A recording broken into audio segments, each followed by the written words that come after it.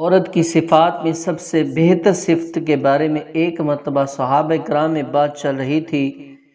کوئی کچھ کہہ رہا تھا، کوئی کچھ کہہ رہا تھا۔ اس دوران حضرت علی رضی اللہ عنہ اٹھ کر گھر تشریف لے گئے۔ وہاں پہنچ کر سیدہ فاطمہ الزہرا رضی اللہ تعالی عنہا سے بات ہوئی۔ ان کو بھی بتایا کہ آج تو مسجد میں اس عنوان پر گفتگو ہو رہی تھی۔ انہوں نے فرمایا کہ میں بتاؤں کہ اللہ رب العزت کے نزدیک سب سے پسندیدہ عورت کون ہے؟ فرمایا بتائیں۔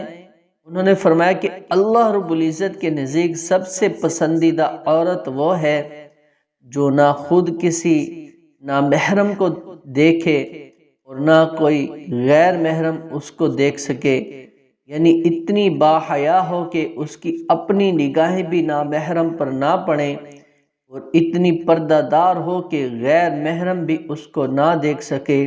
جب انہوں نے یہ بتایا تو حضرت علی رضی اللہ تعالی عنہ مسجد میں تشریف لائے اور عرض کیا، اے اللہ کے محبوب صلی اللہ علیہ وسلم، فاطمہ نے اللہ کی پسندیدہ عورت کی 2 صفتیں بتائی ہیں۔ جب انہوں نے یہ صفتیں بیان کی تو حضور صلی اللہ علیہ وسلم مسکرائے اور فرمایا، فاطمہ تو میرے دل کا ایک ٹکڑا ہے۔